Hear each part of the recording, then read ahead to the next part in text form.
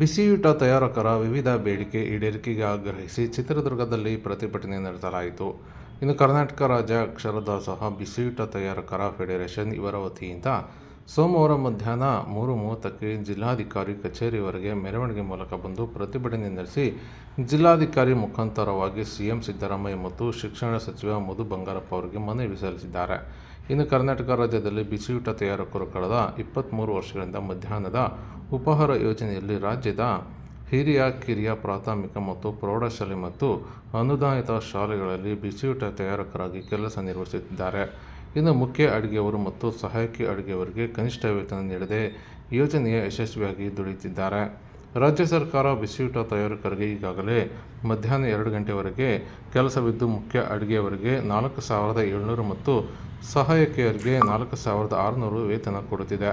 ಸಂಜೆ 4:30 ತನಕ ಬಿಸಿಯೂಟ ತಯಾರಕರಿಗೆ ಹೆಚ್ಚುವರಿ ಕೆಲಸ ಮಾಡಿದರೆ ಕನಿಷ್ಠ ವೇತನ 10,000 ನೀಡಬೇಕೆಂದು ಆಗ್ರಹಿಸಿ ಪ್ರತಿಭಟನೆ ಮೂಲಕ ಜಿಲ್ಲಾಧಿಕಾರಿಗೆ ಮನವಿ ಸಲ್ಲಿಸಿದ್ದಾರೆ.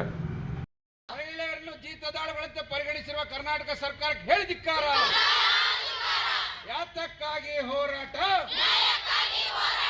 ಎಲ್ಲಿಯ ತನಕ ಹೋರಾಟ?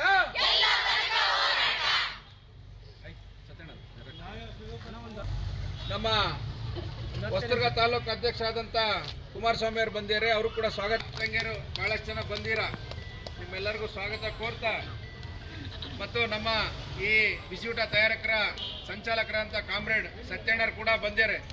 ಈ ಪ್ರತಿಭಟನೆ ನಿಮ್ಗೇನೇ ಕಷ್ಟಕ್ಕೆ ಜಲ್ದಿ ಸ್ಪಾನ್ಸರ್ ಅಂದರೆ ಅವರೇ ನಮ್ಮ ಸತ್ಯಣ್ಣರು, ನಿಮ್ಮ ಫೋನಿಗೆ ಸಿಗೋರು.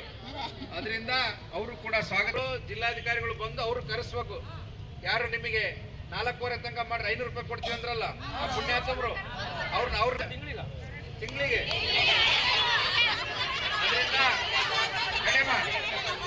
ಈಗ ಈ ಸಭೆಯ ಉದ್ದೇಶ ಉಮ್ಮಣ್ಣರು ಒಂದು ಮಾತಾಡ್ಬೇಕಂತ